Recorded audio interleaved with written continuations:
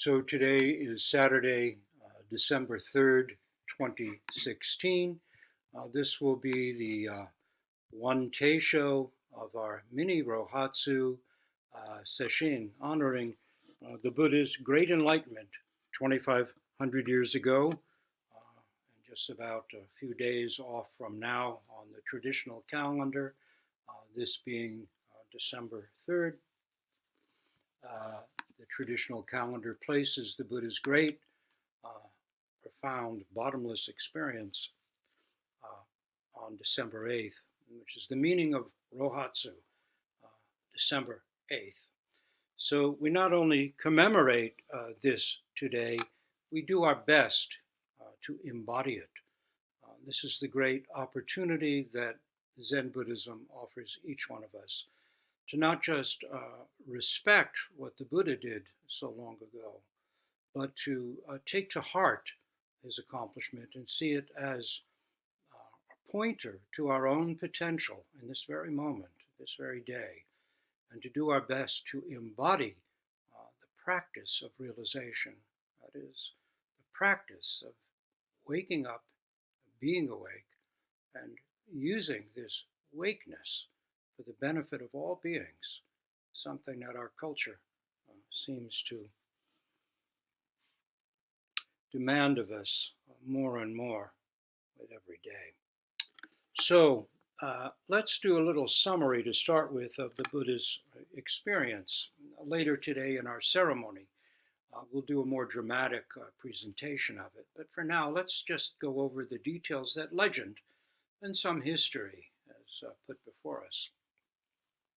When Prince Siddhartha Gautama is 29 years old, so legend goes, he first sees aging, sickness, and death. Obviously, he's had a very sheltered life and is struck to the core. He then sees someone on the spiritual path leading beyond anguish. Soon after, he leaves his luxurious, sheltered life in the palace and, determined to find truth, enters the forest and mountains. He tries everything, but after 6 years of horrific austerities, he's near death, just a skeleton wound with sinews and veins. Suddenly he remembers a festival from childhood when he'd been sitting quietly and self-consciousness had fallen away. Wonderful moment when our self-absorption, that's what self-consciousness means, that thing that always stands between us and everything we do, being self-conscious of doing what we're doing, self-conscious of hearing, seeing, smelling, tasting, touching, self-conscious of moving. Always this sense of a self-consciousness separating ourselves from it. Fell away. He was just a child. Realizing that if he'd already glimpsed the way as a well-fed child, then starvation and punishment of the body can't be the path. He accepts food, a simple offering of milk rice. His 5 ascetic disciples, men who had followed him to these very difficult, painful practices, leave him in disgust, thinking he's now given up because he's eating again. He hasn't. After eating, he tosses his empty bowl onto the river and announces, "If this is the day of my supreme enlightenment, may it float upstream." The bowl forges upstream against the current. Arriving then at the Bodhi tree, he announces, "Though only my skin, sinews, and bones remain, and my blood and flesh dry up and wither away, I won't leave this spot until I've attained full enlightenment." Visions arise. The 3 daughters of Mara try to seduce him. Mara, the distractor, is what it means in Buddhist tradition. The tempter or distractor, that is where our minds will wander. Mara's terrifying demonic army whirls down upon him.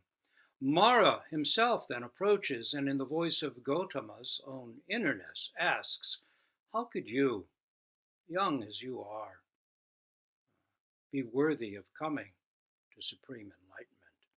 You couldn't be ready. The future Buddha touches the earth, asking the earth to witness for him. And the earth replies, he is worthy. There is not a spot where he has not already offered himself to the attainment of enlightenment and the welfare of all. Mara and his hosts flee. With the dawn, the future Buddha glances at the morning star and finds enlightenment, exclaiming, wonder of wonders, all beings are already Buddhas, fully endowed with wisdom and virtue. Only their delusions prevent them from attesting to it. And now a little haiku of Basho's. The melons look cool, flecked with mud from the morning dew. So, now commenting on this. Enlightenment is both the goal and the ordinary beating heart of Zen. Gaining some calm and experiencing peaceful sitting is good. Just look at the madness of our world if you doubt it. But if calm were all that Prince Siddhartha sought, he would never have needed to leave his home. Get your calm on here. The billboards were up all over town. It wasn't enough. Having personally experienced impermanence, the insubstantiality of every person and thing, a fire was lit in his mind, heart, and gut. After that, he had to keep going until he could touch solid ground. Wherever we are, whatever we may have realized or not realized, we too can take this to heart and keep going. The essence, as has been said, of genius is 1% inspiration, 99% perspiration. We do the work. Then we keep doing the work. Kensho, touching the ground of mind, is not the end of the road, but a beginning. It's like realizing, here's the ground. Then we can continue our journey with greater confidence, sure that real ground is under our feet. In many Jataka tales, the Bodhisattva wakes to the reality of selflessness, the identity of form and emptiness, relative and absolute in non-dual true nature. In the language of Jatakas, this is called insight. These are milestone moments, to be sure, but not yet the full and complete realization of original Buddhahood, which he will experience beneath the Bodhi tree as the Buddha. In his past Jataka lives leading to this deepest, clearest realization, the Bodhisattva had already been a teacher, a lay practitioner, ordained practitioner, hermit monk, community leader, wandering sadhu, businessman, family man, carpenter, juggler, robber, ox herder, farmer, caravan leader. The list is endless. He had countless lives committed to basic ethical practice, whether as human, God, or animal. Buddhist tradition says whatever challenge he faced, whatever heights he reached or depths he sounded, he always chose to go further, over the next hill, beyond the next river, through the next dark forest, not ignoring a problem, not satisfied with a milestone. He actualized the great way, literally Maha, great, Yana, way, Mahayana. Onward, further was his nature as it is our own. It is why the Tao is called the way or the path. Practice realization is not static, but a dynamic road continuing endlessly. But Zen especially reveres the story of the Buddha's enlightenment because it reveals our own potential, even as it shows the work, the perseverance and dedication necessary to achieve it. Let me repeat that. Even as it shows the work, the perseverance and dedication necessary to achieve it. So this also means that in teisho itself, we continue our practice. If our practice is counting our breath, we try and maintain that if possible, though sometimes that can get confusing, and so we make listening our practice. But we don't mull over the words, we don't think about the teisho. We let the words in, like the sound of wind moving through the trees, like the caw of a crow, and we let it go. This is to practice with it. If our practice is a koan, we remain focused on the koan and let the koan listen. If we find paying attention to the koan and to the teisho too complex, then let listening take precedence, but not thinking about it, just listening, just hearing. No one there, just the words. This, too, is the work, the perseverance and dedication necessary to achieve it. Whatever our situation, whatever the moment of life is, this work can continue. The Buddha has his Christ on the cross moment, too, when he discovers that willful asceticism hasn't clarified a thing, only left him in a dark, useless place. And though the ex-prince sat and sat, in the end, just sitting wasn't enough. There was a trigger to his realization. It didn't just come from looking within. It could have been a word, a sound, or anything, but he was ripe, his mind empty of habitual limits, when he glanced up and saw the morning star. Aha! Gone, gone, entirely gone, completely clear. A morning star sat beneath the tree.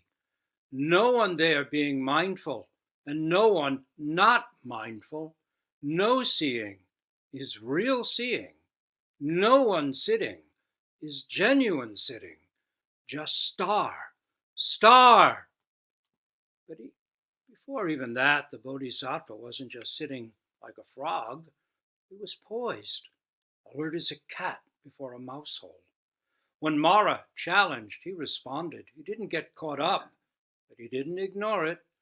When situations arise in our lives, we can't go off and sit until they're gone. There is a time to act. It need not be a big deal. In fact, it would be wise not to make it, whatever it is, a big deal. The Buddha simply touched the earth and asked the earth to witness for him. He didn't try to muster reasons and out-argue Mara. He did what was just enough. Mara was no slouch and knew how to hit a nerve. Perhaps self-doubt is what all obstacles come down to. Yasutani Roshi, who is teacher to both Kapleau Roshi and Aitken Roshi, the two main teachers whose lines lie behind the Zendo, said if it wasn't for some form of not giving ourselves fully to the inquiry, holding back and doubting in a not useful way, we'd all have been enlightened ages ago. When people are passed on an initial koan, they can sometimes fall into doubt again. What? Can it be? Really? They may think, as old habits of mind return. The voice of Mara is ancient and universal, but it need not be an obstacle. It's simply another Dharma gate we vow to wake to. We're all in the same boat, all members of the same one nose, two eye hole society. The Buddha was no different. He too had to go on from shallow to deep, from initial, slighter insights to those that are ever more complete. Buddhist tradition says that we all, each one of us, each being, have the nature of Buddha, exactly the same vast, empty nature of endlessly creative potential. From the first, we are fully endowed with wisdom and compassion. And because it is already who we are, if we practice, if we make the effort, then we too can, to one degree or another, awake to original mind, Enlightenment is not a thing we get.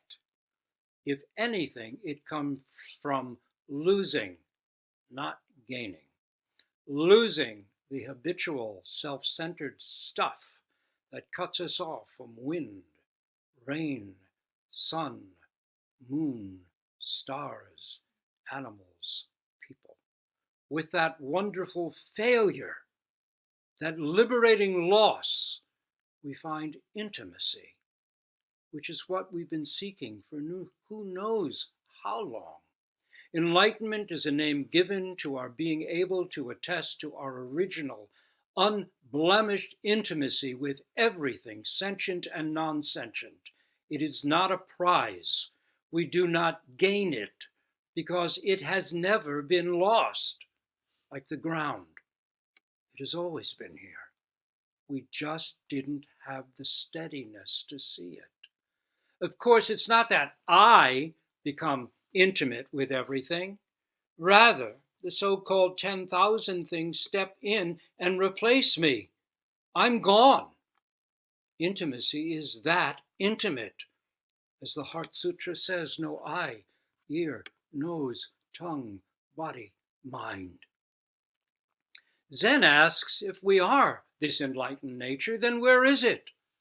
And why don't we know it? In our zazen, we bore into such questions like a thirsty person drilling for water. A sonar survey, the life of the Buddha, the Jatakas, Zen teaching, show us that water is there. We have a map, not blind belief. Our map reveals that all the water we'll need is already beneath our feet. So we keep at it. We enter a Zendo. We sit. We hear teisho, go to Doksan and Sesshin, experience breath, count breath, explore koan points, examine and uphold precepts. The Buddha touched the earth after lifetimes of practice. For many people, it is not until after years of practice and various initial milestones that the gate really opens and they truly personally know. Still, the Buddha's enlightenment, tradition holds, was unique. It was truly complete. Every level of character and mind fully realized and matured. And it was so because of the lifetimes of work that preceded it. In substance, every kensho, the small kind we're likely to realize, and the Buddha's own great enlightenment are the same, but in content, they are vastly different.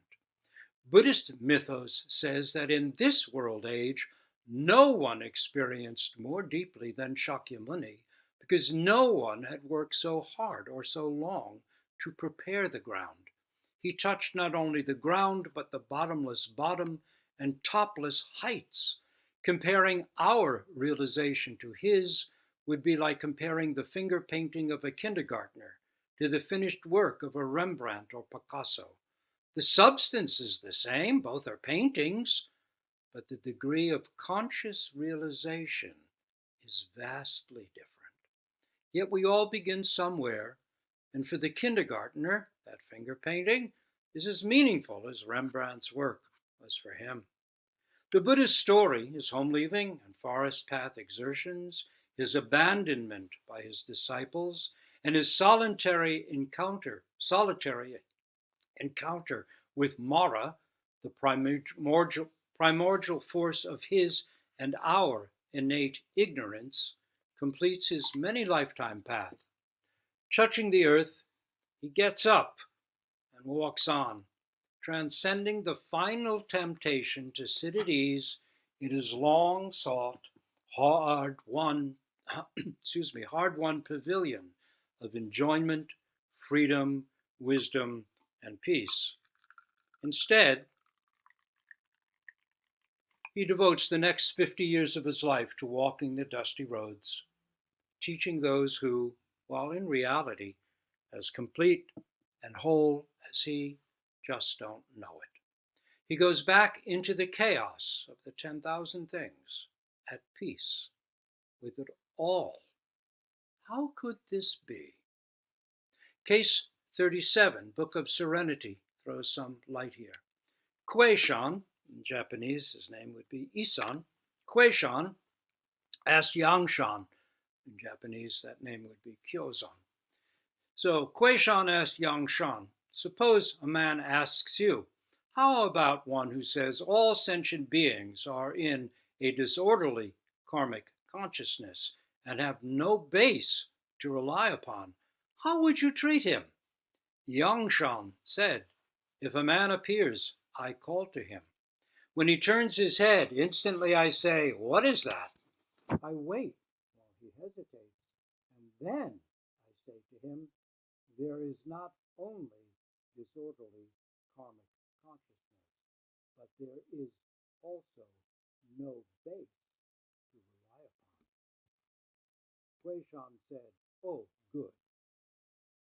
Zen offers us entrance today into and through the very same straight and narrow Dharma gate that the Buddha himself negotiated, looking deeply into exactly what is, as it exactly is. That is, right where we ourselves are, right now, in the condition we find ourselves in right now, we may find that the barrier is empty.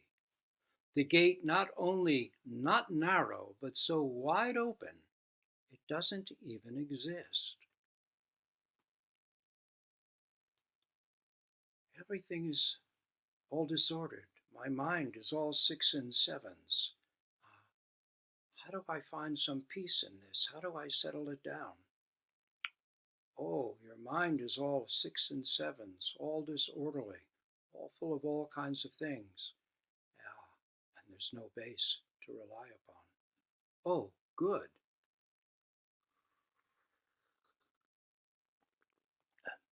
As Bottom, in Shakespeare's A Midsummer Night's Dream, says, upon returning to human form after losing the ass's head that Puck, at the behest of Oberon, king of the fairies, has put on him.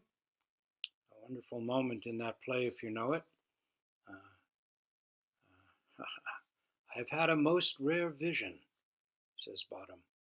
I have had a dream, past the wit of man to say what dream it was. Man is but an ass, if you go about to expound this dream. Methought I was, there is no man can tell what. Methought I was, and methought I had, but man is but a patched fool, if he will offer to say what methought I had. The eye of man hath not heard, the ear of man hath not seen, man's hand is not able to taste, his tongue to conceive, nor his heart to report what my dream was. I will get Peter Quince to write a ballad of this dream. It shall be called Bottom's Dream, because it hath no bottom. This is profound humor, touching base with the depths of Zen and at the same time outdoing Alice in her Wonderland. It shall be called Bottom's Dream, because it hath no bottom. Echoes Yang-shan's, there is no base to rely upon. This is very good news. Calming the mind, useful as it is not the whole point. Realizing that there is ultimately no separate mind there to calm, allowing all things to enter, to wipe us away and be us, turns the tables. This is not where Zen practice ends, but where it begins. It is not just an Eastern perception or a Zen nicety, it is the Tao, the ancient, universal, and simple truth of things, and so it is all around us. Keats wrote, a poet is the most unpoetical thing in existence because he has no identity. The setting sun will always set me to rights, and if a sparrow come before my window, I will take part in its existence and pick about the gravel. No identity, of course, doesn't mean the poet is a zombie or is a leaf blown about by every wind. He's not speaking of a psychologically depersonalized state. Rather, it is deeply personal, genuine intimacy with all that lives and does not live, with birds and gravel. Yet, though this real nature is ours from the beginning, paradoxically, we too, like the Buddha, must work to make it our own. A Zen saying goes, how the spiritual war horses of past times sweated blood to attain this state. Though it is our nature to be whole and awake, it is also our nature to have delusions and be lost in sleep. Just prior to the Buddha's enlightenment, after 6 years of exhaustive effort and kalpas of Jataka practice exertions, going the limit, trying with all he had, drawing on the power of his own efforts, failures, and triumphs, Mara, the Buddhist tempter or distractor, the inner voice of ego, appears and draws his ace in the hole, self-doubt. He asks, how could a sheltered ex-prince like you be worthy of the goal? Better men and women have tried and failed. You're young, just a beginner. Give it time. You've got the basic ability, but now no way. Back off. Take it slow. It's a reasonable request and reasonable advice. Devilishly reasonable. Take it easy. Be careful. Go slow. Prepare. Reduce attachments and ego concerns. Be humble. Don't be hasty. At this crucial juncture, with worlds in the balance, Siddhartha doesn't waste time arguing with the habit voice of his own separateness, his own ancient predilection towards egotism. He doesn't even try to put together a reasonable counter-argument. To enter the fray is to have already lost. Ready? Not ready? A self that gains, a self that loses, a self that has it, a self that doesn't? He doesn't get sucked into Mara's metaphor at all. Maybe he smiled and shook his head in pity for old Mara, then reached down and touched the humble earth, asking her to be his witness. And the earth replied with thousands of voices, voices of furrows and graves, youth and age, man, woman, child, animals, plants, rivers and stones, interbeing, to use Thich Nhat Hanh's felicitous term, awakes, and Mara is overwhelmed. This last effort to tempt the bodhisattva to cling to a limited, self-centered view is crushed. Oh, good. Jataka tales are the record of the Buddha's practice history. It is said to be a long history, going back world ages, maybe big bangs. According to Buddhist tradition, we too have our own Jataka history, each one of us. Things happened that made us who we are. We stumbled, scratched our knees, got up, let the wound scab, and tried again. We met joys and sorrows. Perhaps our history extends back through ages as well. Where does the path of causation that unfolds as each plant, bug, animal, bird, us begin? Bodhidharma's one mind precept states self-nature is inconceivably wondrous. Our nature that right now hears, feels, and thinks, that gets hungry and eats, tired and sleeps, is wondrous. A cut bleeds, then heals. A sandwich becomes a thought, a symphony, a heartbeat, a muscle. Inconceivably wondrous self-nature is who we are. Like the ground beneath us, it has always been here. At his moment of final challenge, the Buddha touched the earth. He didn't reach toward the sky and beg for help from above.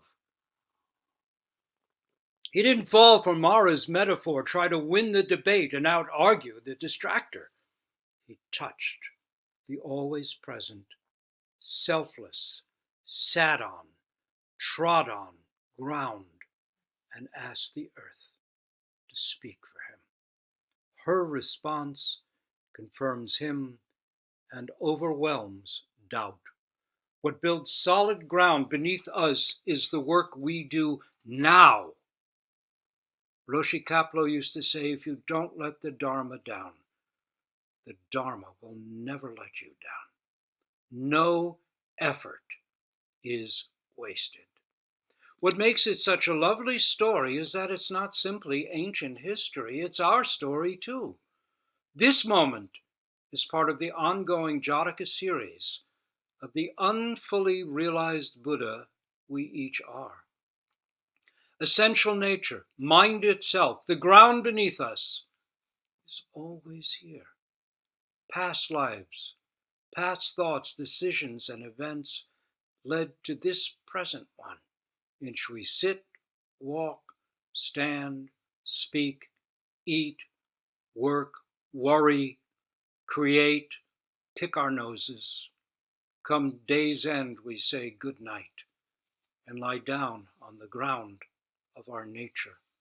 The ground we practice from, have always been standing on, whether we know it or not. The ground is always ready to testify, if we ask. Our fundamental vow as human beings is to know ourselves, to know who or what we are. Zen Master Dogen famously wrote out the central realization of practice in a few words. When the self advances to become one with the 10,000 things, it is called delusion. When the 10,000 things advance and confirm the self, it is called enlightenment. The 10,000 things are birds, bugs, clouds, mountains, rivers, people, animals, trees, traffic sounds, cell phones, raindrops, pebbles, clumps of earth, bright morning stars. Ordinary things confirm us, tell us, indeed make us who we are every day. There is no barrier between us and a single thing. Enlightenment is intimacy. Touching the earth is always possible because our real ground is never far away. Basho, to go back to where we began, presented it simply as the melons look cool, flecked with mud from the morning dew. Zen Master Tung Shan in the Five Modes or Ranks put it like this: not falling into being or non-being, who can be in accord with this? Everyone longs to leave the eternal flux, not just to live in harmony, but to return and sit by the charcoal fire, touching the earth. Realizing true nature is not foreign at all. It is like coming home to one's own hearth after a hard day's work.